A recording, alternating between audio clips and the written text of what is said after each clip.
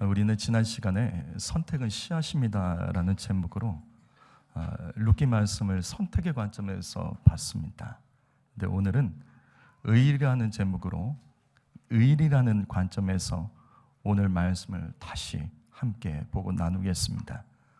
룻기는 사사시대 하나님께서 주신 땅, 가나안 땅, 그 중에서도 그 이름처럼 풍성했던 베들레헴을 버리고 요단강 건너편 모압 땅으로 도망친 한 가정의 이야기로부터 출발합니다. 이 가정은 남편이 엘리멜렉, 나오미 아내가 나오미, 그리고 두 아들 말론과 기론이 있었습니다. 이들은 왜 주님이 주신 땅을 버리고 모압이라는 이방 땅, 하나님을 예배하지 않은 땅으로 그들은 도망갔을까? 이 땅을 차지하기 위해서 그렇게 애를 쓰고 그렇게 힘들게 차지했는데 왜 다시 버리고 모압 땅으로 도망쳤을까? 여기 1절 말씀 보시면 그 이유가 흉년입니다. 성도 여러분, 룻기의 말씀은 의리가 없었던 가정의 이야기로부터 출발되고 있습니다.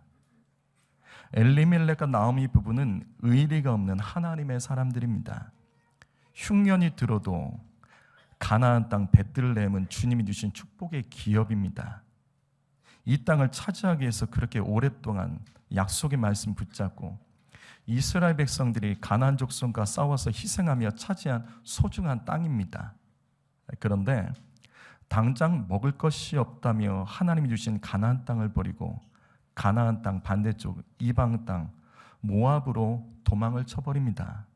그러나 당시 베들레헴의 흉년은 여기 이 엘리멜렉 가정만 겪었던 것은 아닙니다. 그 땅에 살고 있던 모든 사람들이 다 똑같이 흉년을 겪었고 똑같이 배고팠습니다. 하지만 모든 사람이 엘리멜렉과 나오미 가정처럼 베들레헴을 버리고 떠난 것이 아니라고요. 어떤 사람은 신앙의 의리와 공동체의 의리를 지키며 문제를 돌파했던 룻기 2장의 보아스와 같은 사람들도 있었습니다. 하지만 엘리멜렉과 나오미는 마치 자신들만 힘든 것처럼 베들레헴의 친척 그리고 친구들, 동료와 이웃들을 버렸습니다. 의리 없이 베들레헴이라는 약속의 땅과 공동체를 버리고 떠났습니다. 그 결과 3절 말씀, 그 일을 이끌었던 남편, 이 집의 가장 엘리멜렉이 죽습니다. 여러분, 이것은 엘리멜렉이 잘못된 선택을 했다는 것을 강조하는 말씀입니다. 그렇다면 이때라도 나오미는 남은 가족을 이끌고 베들레헴으로 다시 돌아가야 되죠. 다시 신앙의 의리, 공동체의 의리를 지키며 베들레헴 땅에 돌아가서 거기서 함께 이 흉년의 문제를 엎드려 넘어가는 그들과 함께 도우면서 이 일을 해나가야 됩니다.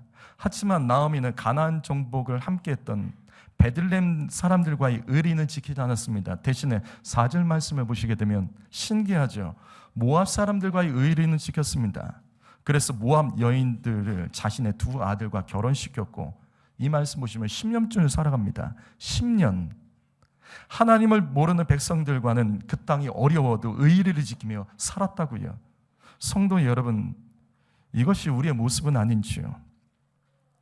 베들레헴에서 하나님과의 의리, 영적인 의리, 믿음의 공동체와의 의리, 영생을 위한 신앙의 의리를 우리는 잘 지키고 있는 겁니까? 아니면 혹시 지금 이 나오미 가정처럼 베들레헴에서 조금만 힘들어도 뛰쳐나가 버리고 모압과 세상과의 의리를 잘 지키고 살아가는 성도들이 있습니까? 하나님과의 의리, 성도와의 의리는 지키지 않으면서 모압의 의리는 최선을 다해서 살아가는 성도들이 있지는 않습니까? 자, 그러면 그 결과는 무엇일까? 이어지는 5절 말씀을 보시면 나오미의 두 아들마저 이때 죽게 됩니다. 하나님과의 의리, 신앙의 의리, 믿음의 공동체와의 의리는 조금만 힘들어도 갖다 버리면서 하나님을 예배하지 않던 땅 모압에서는 10년이나 견디면서 자존심 상하는 일이 벌어지고 이후의 말씀을 보면 여기서 부자가 된 것도 아니에요. 가난합니다. 더 가난해졌습니다. 그래도 견디고 있었던 이 모습, 그 결론이 바로 이거라고요. 두 아들이 짓고 자녀들이 결혼한 지 10년이 넘어도 후손이 한 명도 없는 겁니다. 이후에 베들레헴으로 다시 돌아갈 때 이 나오미는 아무 재산이 없이 거지꼴로 돌아갑니다. 근데도 여기서 10년 넘게 참았다고요. 주 안에서는, 베들레헴에서는 조금만 힘들어도 참지 못했던 자가 세상에서는 어떻게든 살겠다고 참는 모습이요. 그래서 하나님께서 이들을 건드리신 겁니다. 그래서 6절 말씀, 여호와께서 자기 백성을 돌보시사, 결국 하나님께서 베들레헴 땅을 돌보셨다는 소식을 듣게 됩니다. 성도 여러분, 하나님은 의리를 지키시는 분이십니다. 약속하신 가나안 땅의 축복을 하나님이 지키시는 분이고, 그 땅에 어려움이 있어도 반드시 회복시켜 주시며 그 살아가는 백성들을 돌보시는 의리가 있으신 분이라고요. 그제서야 베들레헴의 신앙의 의리, 믿음의 공동체와의 의리를 지키지 못하는 것을 뉘우치며 이 나오미가 베들레헴으로 돌아가기로 결단을 합니다. 그런데 막상 돌아가려고 하니 고민이 생긴 거예요. 하나님과의 약속의 말씀을 버리고 예배의 자리를 버리고 흉년이라도 함께 엎드려 기도하며 돌파하자며, 그때 고향 사람들이, 그 과거의 고향 사람들이 이 나오미와 엘리멜렉 이 가정을 붙들고 수없이 권면하며 가지 말라고, 그런데 뿌리치고 하나님을 예배하지 않은 모압 땅으로 도망친 이 의리 없는 엘리멜렉과 나오미의 가정이 이제 다시 베들레헴 땅으로 10년 만에, 10여 년 만에 다시 돌아가는 모습을 여러분 상상해 보십시오. 떠날 때는 엘리멜렉과 나오미, 그 다음에 두 아들 말론과 기론 4명이었습니다. 하지만 그렇게 신앙의 의리, 공동체의 의리 버리고 떠났다가 돌아오는 이때는 나오미 혼자 살아 있었던 거예요. 그런데 더 가관인 것은 그 옆에 우상을 섬기는 이방 여인들, 이방 며느리들을 데리고 오는 겁니다. 즉 과부만 3명 데리고 온다고 생각해 보십시오. 베들레헴에 성공해서 돌아오는 것도 아니고 거짓걸로 빈털터리로 돌아오는 겁니다. 이때 베들레헴 사람들이 얼마나 비웃고 수근거릴까요? 그 걱정이 나오미에게 팍 오는 거예요. 그래서 나오미가 결심합니다. 2명의 이방 며느리라도 버리고 가자. 나 혼자 돌아가야겠다. 그래서 나오미가 두 며느리에게 이렇게 말합니다. 8절 말씀에, 자, 너희는 각기 너희 어머니 집으로 돌아가라. 여러분, 이 말씀에서 이상한 구절이 있죠. 그게 뭐죠? 여기서 이상한 구절이 있죠. 너희는 아버지 집으로 돌아가라고 하지 않았습니다. 어머니 집으로 돌아가라. 나오미가 이렇게 말하는 겁니다. 이것의 의미가 뭘까? 혹시 나오미의 두 며느리는, 오르바와 룻의 아버지는 다 죽었던 것일까? 그거 아닙니다. 당시 모압 땅이 여자 중심의 사회였던 것을 말하는 것일까? 그거 아닙니다. 이거는요, 관용어입니다. 어떤 관용어냐면 창세기 24장 28절과 아가서 말씀을 보게 되면 어머님의 집이라는 뜻은 이게 결혼과 관련된 일에 사용되는 관용어입니다. 다시 말해서 나오미가 며느리들에게 너 어머니 집으로 돌아가라, 이 의미는 모압에 돌아가서 너희 재혼하라, 그 뜻입니다. 이제 서로 갈 길로 갈라지자. 너 돌아가서 다시 재혼하고 다시 살아가라. 나는 내 갈 길 가겠다, 그 표현이에요. 그러자 룻기 1장 14절 말씀 보시면 며느리 오르바가 모압으로 돌아갑니다. 입을 맞추고 어머니와 헤어집니다. 그런데 또 다른 며느리인 룻은 끝까지 나오미를 붙쫓았다라고 성경에 기록되어 있습니다. 그 시어머니를 놓지 않았던 거예요. 함께 가겠다는 겁니다. 그러자 나오미가 다시 더 완강하게 룻에게 말합니다. 이어지는 15절 말씀, 나오미는 룻을 향하여 너도 오르바처럼 너의 모압 백성에게, 그리고 너가 원래 믿던 모압 신들을 섬기며 살아가라며 떼어내려고 하는 겁니다. 이때 룻이 고백한 말씀이 바로 16절입니다. 어머니, 나더러 모압으로 돌아가라고 말하지 마십시오. 어머니 가는 곳에 나도 가고 어머니 머무는 곳에 나도 함께 머물 것입니다. 이제 어머니의 백성이 나의 백성이고 어머니가 믿는 하나님이 나의 하나님입니다. 룻이 끝까지 같이 가겠다는 거예요. 성도 여러분, 우리는 여기서 아주 중요한 질문을 던져야 됩니다. 그렇다면 룻은 왜 시어머니를 버리지 않았을까요? 룻은 왜 이렇게 고백을 했을까요? 시어머니에게 재산이 많아서, 시어머니 따라가면 희망이 보여서, 시어머니 따라가면 고생하지 않고 행복해질 것 같아서? 그거 아니라고요. 룻기 2장을 보시면 이후에 룻이 베들레헴에 돌아갑니다. 시어머니가 돌아갑니다. 그리고 어떻게 살아가죠? 남들이 추수하고 남은 곡식 이삭을 주워서 먹고 살아갑니다. 거지같이 살아가는 거예요. 주워서 먹고 살아갑니다. 비참한 인생을 살아가요. 그렇다면 룻은 그동안에 시어머니의 삶과 인격, 그의 신앙과 그 믿음에 감동을 받아서 내가 어머니 따라가서 하나님 믿어야겠다 그러는 것일까? 오르바는 떠났는데 룻은 왜 시어머니를 끝까지 따라가려고 했을까? 성도 여러분, 나오미는 믿음이 좋은 여자가 아닙니다. 믿음이 좋았던 여자라면 베들레헴에서 의롭게 도망치지도 않았을 겁니다. 나오미가 믿음이 좋았던 시어머니였다면 며느리들에게 너 집으로 돌아가고 모압신 섬겨라 이런 말도 하지 않았겠지요. 특별히 룻기 1장 20절을 보십시오. 나오미가 마침내 베들레헴에 도착했을 때 베들레헴 사람들이 저거 나오미 아니냐 수근거리자 나오미가 말합니다. 나를 나오미라고 부르지 말라. 이 나오미란 뜻은 즐거움이란 뜻이에요.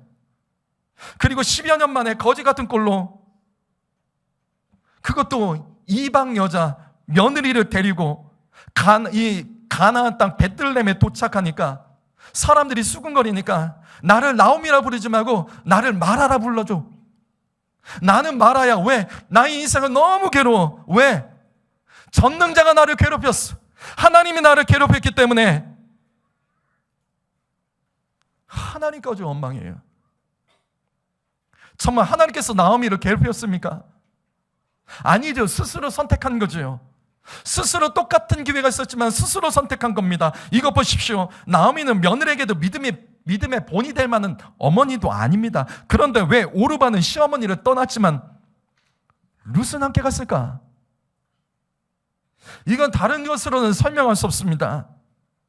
룻은 의리가 있었던 여인이에요. 다시 16절 말씀 보십시오. 룻이 나오미에게 말을 합니다. 어머니가 가는 곳에 나도 가고 어머니의 백성이 나의 백성이고 어머니가 믿는 하나님이 나의 하나님입니다. 룻은 시어머니에게 그렇게 평생도록 따라가기로 원할 만큼 좋은 영향을 받았던 것은 없어요. 그런데 룻은 관계의 의리가 있었습니다. 그리고 신앙의 의리를 내가 지키겠다는 겁니다. 성도 여러분, 룻이 하나님을 향한 믿음이 좋아서 나오미를 선택한 것이 아닙니다. 룻이 은혜를 체험해서 어머니 나오미를 선택한 것도 아닙니다. 룻은 하나님 향한 믿음은 없었지만 그는 의리는 있었습니다. 성도 여러분, 여러분의 어머니의 백성은 무엇입니까? 성도 여러분, 여러분의 어머니의 하나님은 무엇입니까? 여러분, 내 부모에게서 나오미처럼 닮고 싶은 믿음이 보이지 않는 자녀들이 있습니까?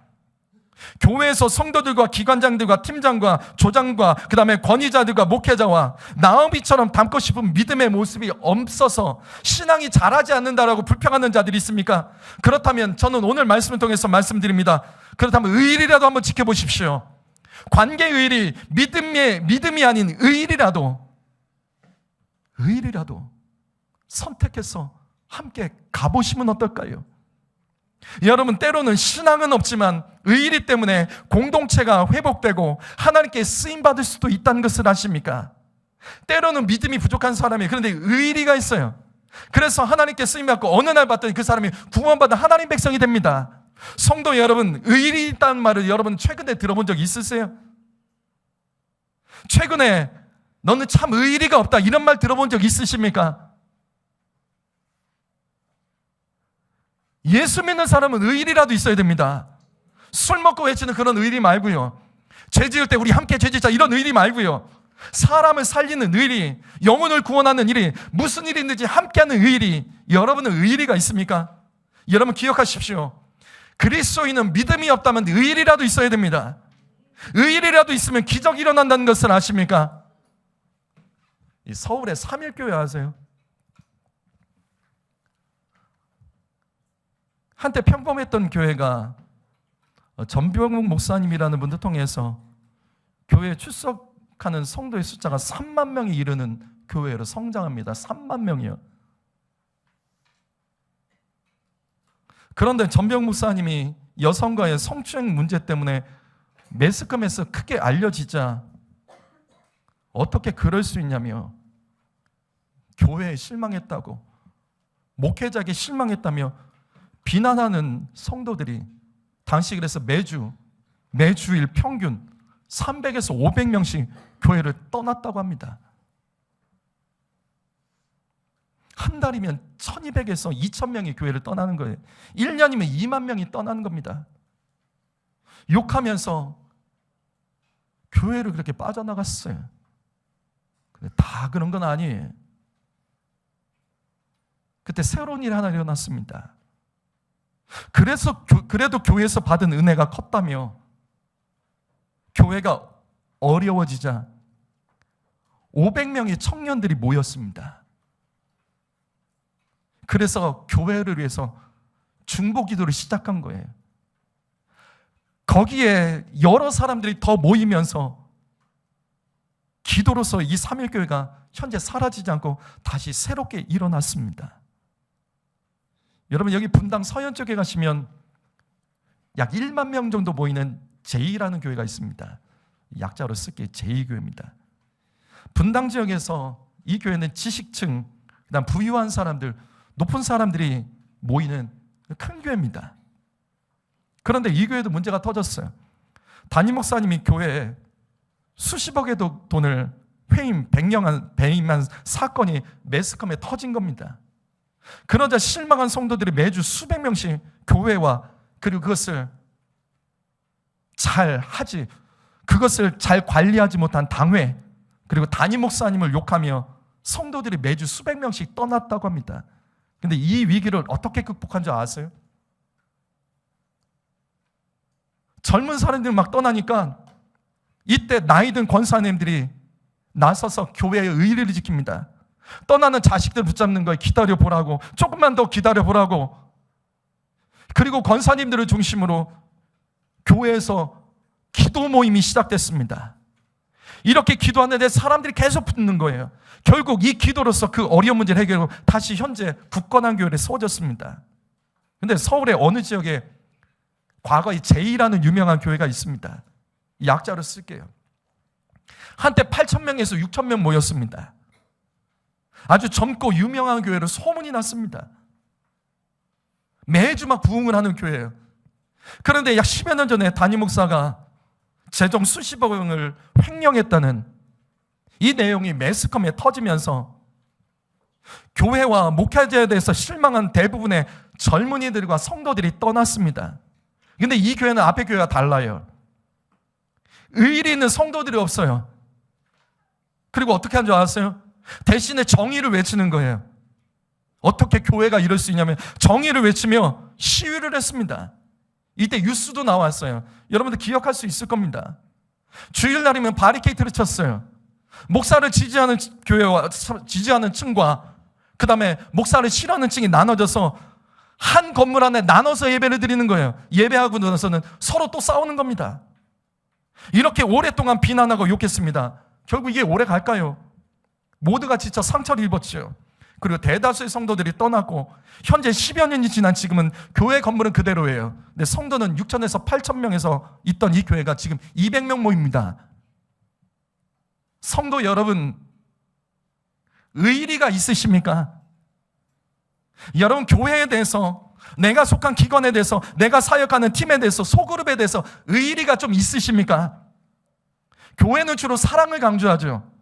우리가 사랑하니까 기도하고 사랑하니까 오래 참고 사랑해서 견디자라고 말을 합니다.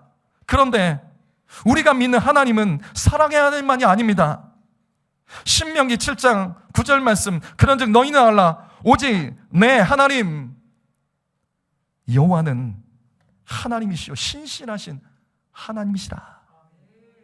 이 말씀은 모세가 이제 요단강을 건너서 가나안 땅을 정복하게 돼 출애굽 2세들을 향해서 너희가 반드시 알아야 될 것이다. 우리가 믿는 하나님, 우리 조상들이 믿었던 이 하나님은, 출애굽과 광야 40년 동안 인도하신 그 하나님은, 이제 곧 약속의 땅 가나안 땅을 반드시 허락하실 그 하나님은 신실하신 하나님이야. 신실하다는 뜻은 믿을만하다는 뜻입니다. 약속을 지킨다는 거예요. 배신하지 않는다는 겁니다. 의리가 있으신 하나님이란 뜻입니다. 마태복음 12장 20절 말씀 읽어보겠습니다. 있습니다. 시작.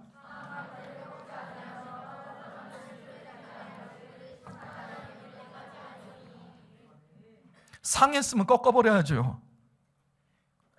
더 상해지기 전에, 다른 것까지 물들기 전에 꺼져가는 건 빨리 끄고 새롭게 시작하면 되죠. 그런데 아니에요. 하나님께서는 상황력대를 꺾지 않으시는 의리가 있으신 하나님, 기다려주시고 참아주시는 하나님, 우리가 믿는 하나님은 꺼져가는 심지라도 주님은 기다려주시고 꺼지지 않기를 바라며 의리를 지키는 하나님이십니다. 성도 여러분, 우리가 믿는 하나님은 사랑의 하나님만이 아니에요. 의리가 있으신 하나님이에요. 그래서 주님은 의리를 소중히 여기는 사람들을 좋아하고 의리 없는 자들을 미워하십니다. 오바댜 말씀하십니까? 세번역 성경의 말씀이에요. 세번역 성경에 있는 내용으로 이 말씀을 다시 여기다 기록했습니다. 한번 읽어보겠습니다. 오바댜 1장 12절에서 13절 말씀 읽겠습니다. 시작.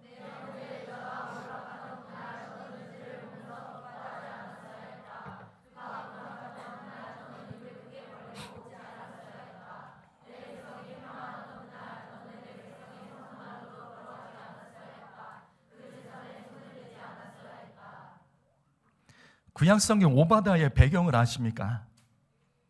여러분, 성경을 알아야 돼요. 내가 알고 있는 몇 개의 말씀으로 모든 인생을 해석하고 모든 상황을 해석하면 안 됩니다.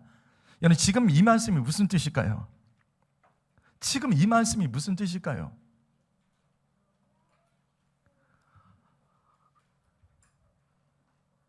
여기서 너의 형제 유다가 몰락하던 그날, 고난받던 그날, 패망하던 그날, 이것은 뭐를 말하는 거죠?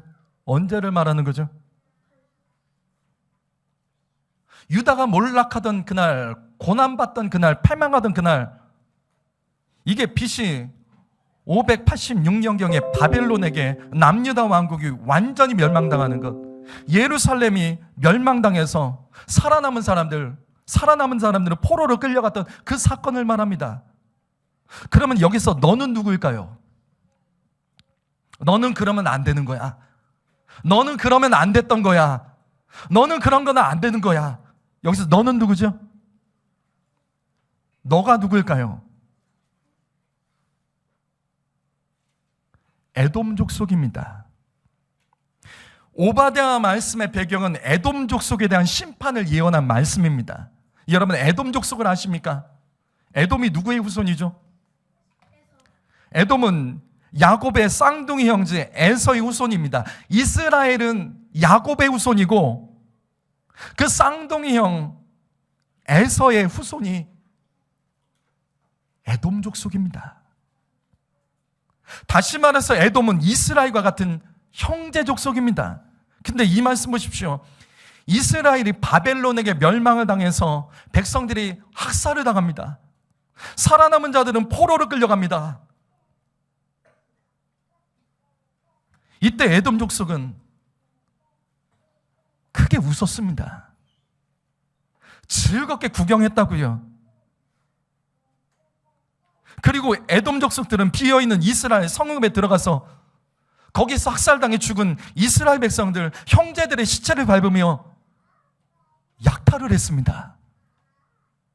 왜? 포로로 사람들이 끌려갔으니까 사람들이 없는 거죠. 신나게 약탈을 하면서 즐거워했습니다.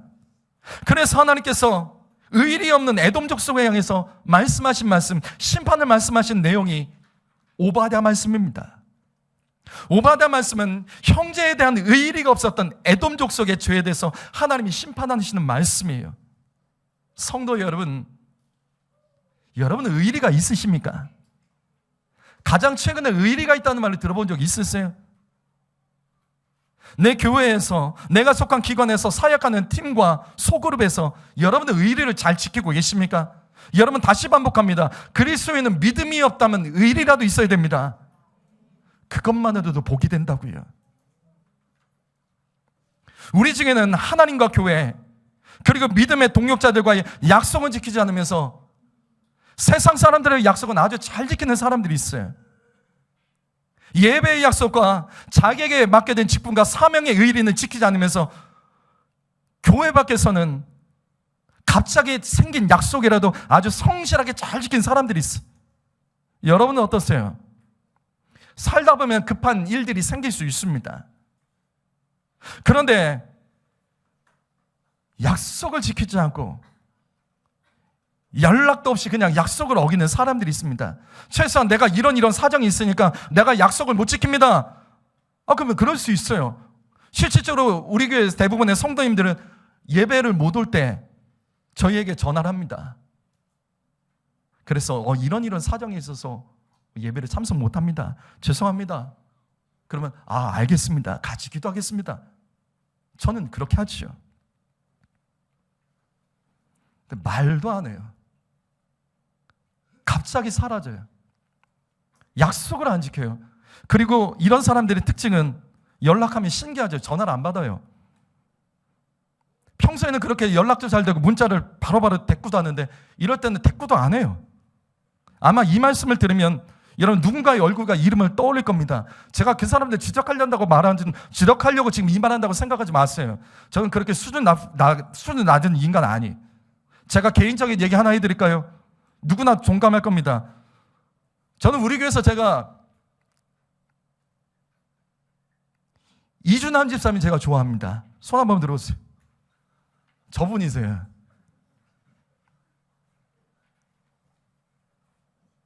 이 화면에 나가는 이 말씀과 똑같아요.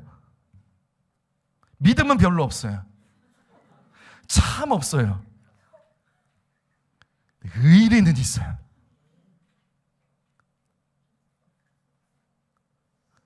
저분은 믿음이 별로 없는데도 예배 안 빠집니다. 그리고 저분이 주로 하는 사역이 뭐죠? 다 알죠? 다 먹고 우리 살쪘잖아요. 우리 교회는 주일 오면 바빠요. 교회에서 성경 양육부터 비롯해서 태국 선교 준비 모임, 낙태 반대 피켓, 남자들은 족구. 이준환 집사는 그런 거 안 합니다. 같이 안 해요. 이분은 하나만 올인합니다. 주방이요. 뭐 하냐면 주일날 오후에 매주일 저녁이 되면 남아있는 성도들 먹이는 일 합니다. 적은 인원도 아니에요. 수십 명 됩니다. 그래도 음식 먹는 성도들이 박수 한번 쳐주면 저분은 그냥 됩니다. 그냥 그걸로 만족하는 분이에요. 그래서 이전한 집사님이 주일 오후에는 저분이 만약에 약속이 있어서 주일 오후에 주방이 없다? 그럼 어떤 일이 벌어지냐면 성도들도 일찍 퇴근합니다. 아시죠? 믿음은 없는데 의리는 얼마나 좋은지. 예배 끝나면 저분 목양실 앞에 기다리는 거 아시죠?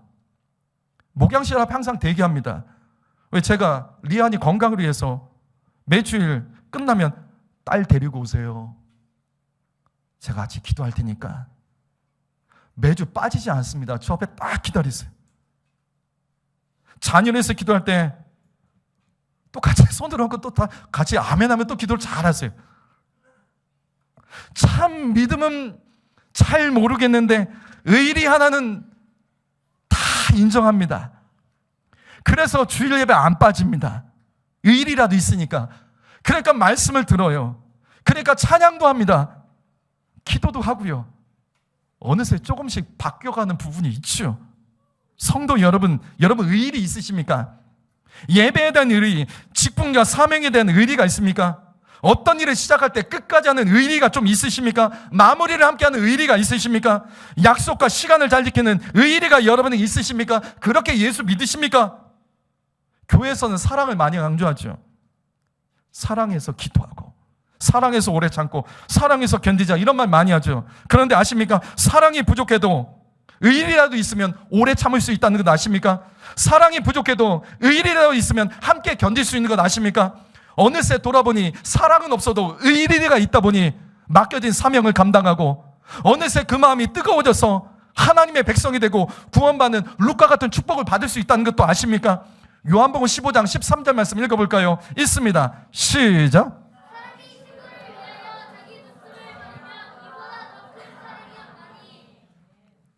여러분께 질문하죠. 친구를 위해서 목숨을 버리는 게 의리예요, 사랑이에요? 이게 어려운 질문인가요? 친구를 위해서 죽는 것이 의리예요, 사랑이에요? 이게 의리죠. 이게 의리죠. 친구를 위해서 죽는 것은 의리입니다. 그런데 예수님께서 이렇게 말씀하십니다. 의리도 사랑입니다. 이보다 더 큰 사랑이 없나니. 사랑은 이기적이지 않습니다. 사랑은 이타적이고 남을 위해서 손해볼 줄 알고 다른 사람을 살립니다. 그런데 의리도 똑같다는 거 아세요? 의리도 이기적이지 않습니다. 의리도 이타적이고 남을 위해서 손해볼 줄 알고 의리 있는 사람은 나를 희생하며 다른 사람을 살립니다. 의리도 사랑입니다. 사랑하는 성도 여러분, 여러분 정말 하나님 사랑하십니까? 교회를 사랑하십니까? 그렇다면 의리 있으세요? 의리라도 있어야 돼요. 의리도 없으면서 사랑한다는 말을 하지 마십시오. 그래요. 사랑한다고 자신에게 말하지 못할 수 있습니다. 정말로 하나님을 사랑한다고, 교회를 사랑한다고, 형제자매를 사랑한다고 말하지 못할 수 있습니다. 하나님께서 정말 살아 계신지, 천국과 지옥이 진짜 있는지 모를 수 있습니다. 교회에서 마음에 들지 않는 부분, 교회와 목회자에게 욕하는 성도들 있습니다. 그렇다면 억지로 사랑하지 않아도 돼요. 대신 의리라도 있으셔야 됩니다. 의리라도 공동체와 함께 있으셔야 됩니다. 의리로라도 말씀을 따라가고 목회자의 권면을 따라가 보신 적 있으십니까? 저는 확신합니다. 의리로 예배하고 의리라도 함께하고 의리로라도 맡겨진 사명과 직분을 감당하면 어느 그새 그 사람은 하나님이 사랑하게 됩니다. 하나님께서 맡겨주신 그 사명을 정말 믿음으로 감당하게 될 것입니다. 이것은 목사님 저도 마찬가지예요. 목사님 저도 사람이죠. 그래서 마음이 막히는 성도들이 왜 없겠습니까? 그렇게 이기적이고 그렇게 예의 없이 살지 말라고 제가 다시 한번 사람처럼 그렇게 제가 말하고 쏟아붓고 싶은 사람이 왜 없겠습니까? 그때 저희 아내가 이렇게 말해요. 그래도 우리 성도잖아요. 그리고 우리 성도의 자식이잖아요. 그렇죠. 그때 제가 이렇게 말합니다. 나도 알아. 나도 알아. 그런데 정말 다른 데 가서도 이런 식으로 할까? 그 사람은 정말 다른 데 가서도 이런 식으로 살아갈까? 학교에 가서 직장에 가서 정말 이런 식으로 그 사람 할까?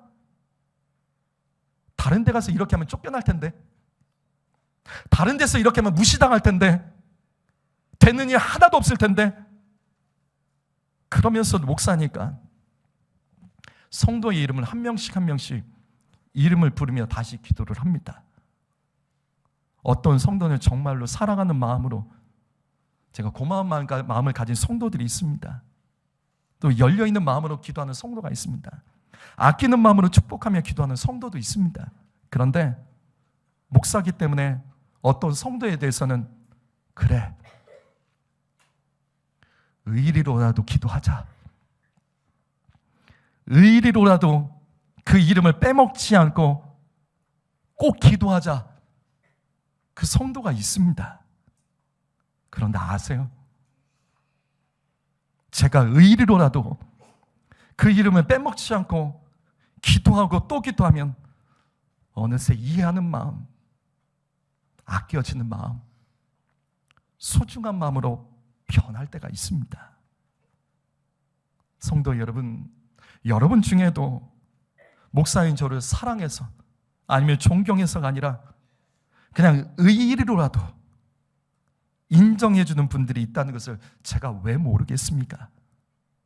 그런데 그렇게 의리로라도 가까이 하면 어느새 의리가 이해가 되고 이해가 지난 사랑으로 바뀔 때도 있습니다. 의리도 사랑입니다. 의리는 사랑으로 가는 건강한 단계 중에 하나입니다. 여러분에게 부탁드립니다. 신앙생활에서 믿음이 부족해도 괜찮습니다. 그런데 의리라도 있어 주십시오. 예배에 은혜가 없어도 의리로라도 예배를 드려 주십시오. 직분과 맡겨진 사명에 내게 불타는 사명감이 없어도 의리로라도 한번 해보십시오. 룻이 그렇게 축복받았습니다. 룻이 그렇게 승리하고 역전됐습니다. 사랑이 없다면 의리라도 있어 주십시오.